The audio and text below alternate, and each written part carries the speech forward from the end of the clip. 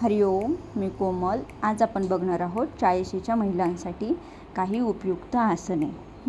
पहिलं आसन आहे तितली आसन किंवा बटरफ्लाय पोज. या आसनाने आपल्या पेल्विक भाग जो आहे तो लवचिक राहतो आणि कंबरदुखी आणि पाठदुखीसाठी आराम मिळतो. ह्याचे असे कंटिन्यू रिपिटेशन्स करायचे. त्यानंतर पुढचं आसन आहे चक्की चालन. दोन्ही हात समोरून एकमेकांमध्ये गुंफून घ्यायचे आहेत आणि गोलाकार फिरवायचे आहेत दोन्ही बाजूने, डावीकडून उजवीकडे, त्यानंतर उजवीकडून डावीकडे, अशा पद्धतीने. या आसनामध्ये जे आपली मेनोपॉज काळातील जी अवस्था आहे, अस्वस्थता, ती कमी करण्यासाठी याचा आपल्याला हेल्प होते. त्यानंतर पुढचं आसन आहे बलासन. बलासनामध्ये दोन्ही हात समोर ठेवून कपाळ, श्वास जोडत कपाळ जमिनीला खाली टेकवायचं आहे आणि काही वेळ या स्थितीमध्ये स्थिर थांबायचं आहे. 30 सेकंदांपर्यंत होल्ड करण्याचा प्रयत्न करायचा आहे. त्यानंतर पुढचं आसन मार्जरासन. मार्जरासनमध्ये मान आत, पाठ वरती, पुन्हा पाठ आत, मान वरती, अशा पद्धतीने कंटिन्यू काही आवर्तनं करायची आहेत. मार्जरासनमध्ये आपली मान, खांदे, पाठीचा कणा यांना लवचिकता मिळते आणि जो पाठीच्या कण्याचा कडकपणा आहे तो सुद्धा कमी होतो. त्यामुळे पोटाच्या स्नायूंना सुद्धा छान असा व्यायाम भेटतो. अशा पद्धतीने कंटिन्यू रिपिटेशन्स करत राहायचे आहेत.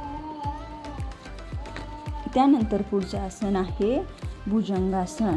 पोटावर झोपायचं आहे आणि दोन्ही हात छातीसमोर, श्वास घेत सावकाश सरळ व्हायचं आहे. यामध्ये सुद्धा काही सेकंद होल्ड करायचं आहे. पुन्हा श्वास सोडताना कपाळ जमिनीवर आणि श्वास घेत हात कोपरात सरळ होईपर्यंत मागे वळायचं आहे, मान मागे.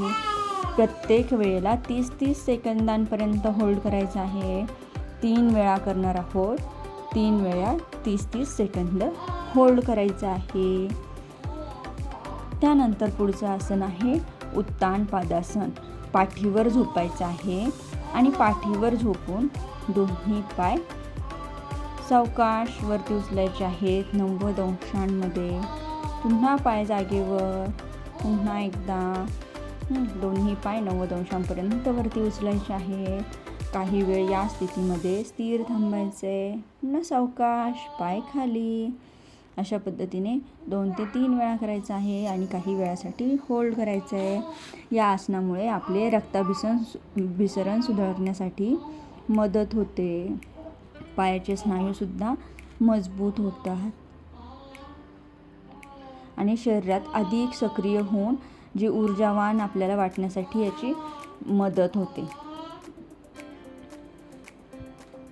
त्यानंतर आपण पुढचं आसन बघणार आहोत सेतुबंधासन.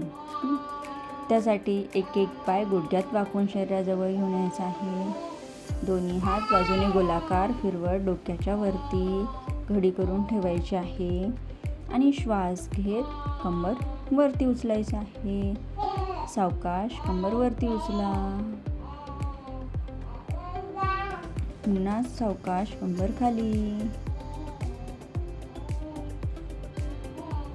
पुन्हा एकदा श्वास घेत कंबर वरती उचलायचा आहे. प्रत्येक वेळा 30 सेकंदांपर्यंत होल्ड करण्याचा प्रयत्न करायचा आहे. 3 वेळा करायचा आहे आणि 30 सेकंदांसाठी होल्ड करायचं आहे. आपले या आसनामध्ये आपले पेल्विक फ्लोअरचे जे स्नायू असतात तर ते मजबूत होण्यासाठी याची मदत होते. अशा पद्धतीने पुन्हा श्वास घेत कंबर वरती उचलायचा आहे. जास्तीत जास्त वरती उचलण्याचा प्रयत्न करायचा आहे. पुन्हा सावकाश कंबर खाली.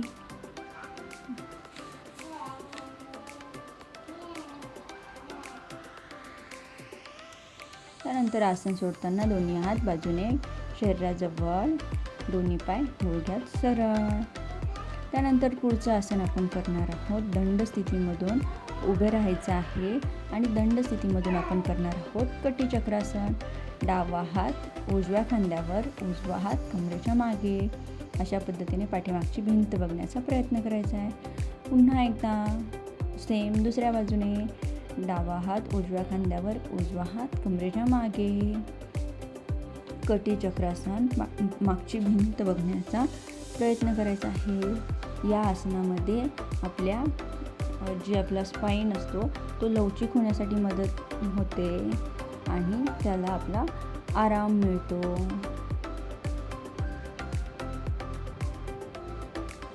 अशा पद्धतीने कंटिन्यू करायचं आहे. 8 ते 10 रिपिटेशन्स तुम्ही करू शकता. सुरुवातीला हळूहळू, नंतर थोडासा स्पीड वाढवला तरीसुद्धा चालणार आहे.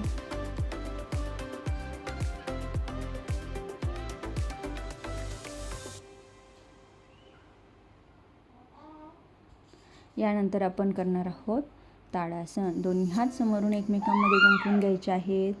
दोन्ही हात डोक्यांच्या वरती आणि वरच्या दिशेने ताणवून घ्यायचे.